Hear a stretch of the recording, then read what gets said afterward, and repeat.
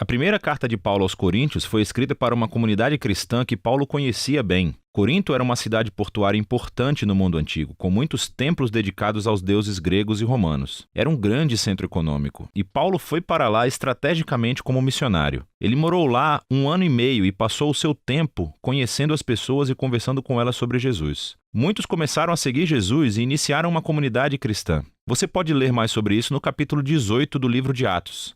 Depois de um tempo, Paulo seguiu viagem para começar igrejas em outras cidades. Ele começou a ouvir relatos de que as coisas não iam muito bem na igreja de Corinto. A igreja estava passando por todo tipo de problemas e por isso ele escreveu essa carta. A carta é dividida em 5 partes principais, junto com a saudação final. Essas 5 partes correspondem aos 5 principais problemas que Paulo aborda. A carta é lida como uma coleção de ensaios curtos sobre temas diferentes, mas há ideias centrais que unem todas as partes. Eis o que ele fez em cada parte.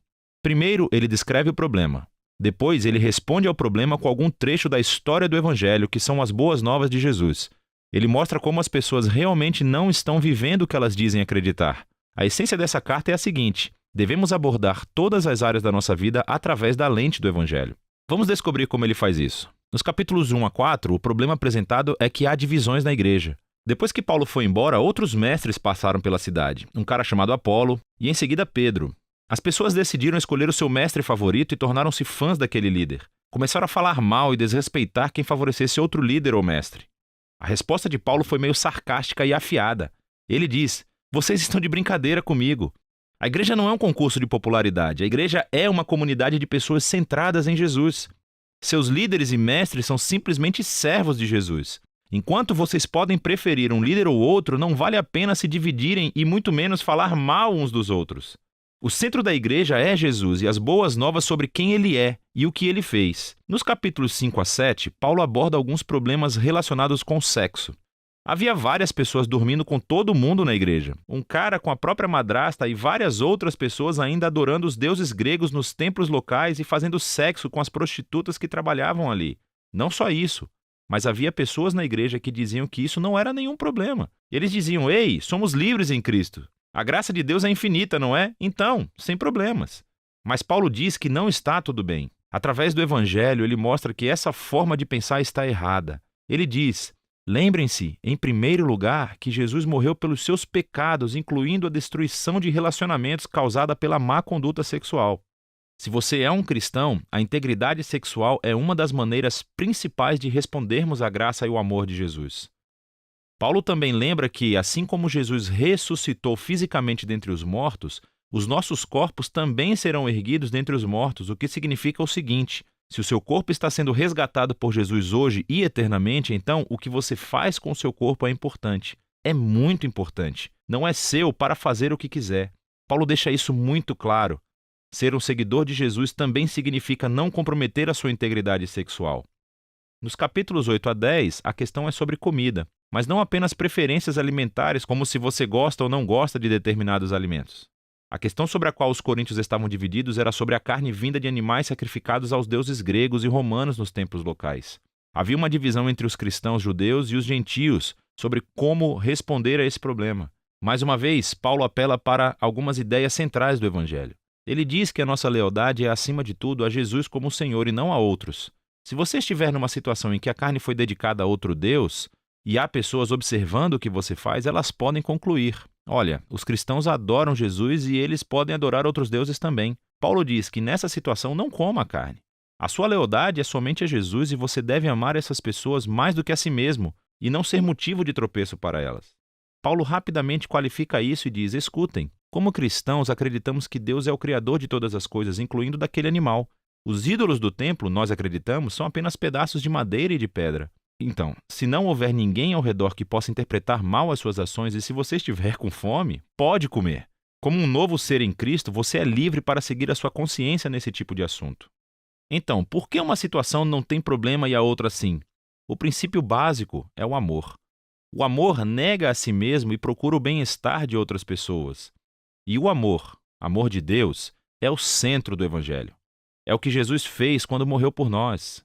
Paulo diz que é o que cristãos devem fazer por outras pessoas.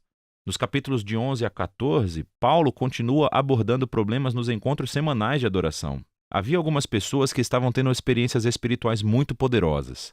Começavam a orar em voz alta e em línguas desconhecidas. Outras pessoas começavam a compartilhar um ensinamento ou uma palavra de Deus e, em seguida, alguém levantava e interrompia porque também queria compartilhar. Era uma situação muito caótica e isso estava distraindo as pessoas do Evangelho, especialmente os visitantes. Nesses capítulos, Paulo ajuda-os a pensar antes de tudo no propósito desses encontros para ajudá-los a ver que tipo de comportamentos são adequados. Ele diz que o encontro semanal é um lugar onde o Espírito de Deus trabalha através de todos e isso acontece de forma unificada. Ele desenvolve uma metáfora legal sobre a igreja como um corpo humano. É um corpo, mas tem partes diferentes. Cada parte serve um papel único e importante. Ele nomeia um monte de coisas que o Espírito faz através de todas as pessoas diferentes, tudo para a edificação da igreja. Esta é uma frase-chave desses capítulos. Paulo conclui que o maior valor dos encontros deve ser o conceito principal do Evangelho, o amor de Deus. O amor também é uma palavra-chave nesses capítulos. O amor irá obrigar cada pessoa a usar o seu dom para servir e procurar o bem-estar do outro. Paulo aplica isso aos problemas dos coríntios. Algumas pessoas pensam que o objetivo do encontro é ter experiências espirituais intensas ou é ter uma chance de falar o que vem à mente. Paulo diz: escutem, eu sou um grande fã de experiências poderosas de oração. Mas se isso distrai ou assusta outras pessoas, devo parar, porque eu estou pensando mais em mim do que no amor que tenho por essas pessoas.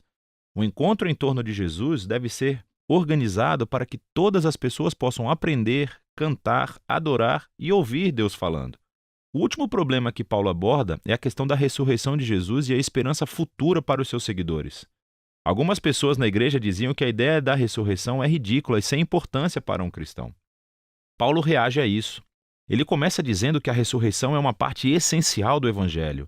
Nós acreditamos nela por causa das centenas de testemunhas oculares que viram Jesus vivo em corpo físico depois de ser publicamente executado pelos romanos.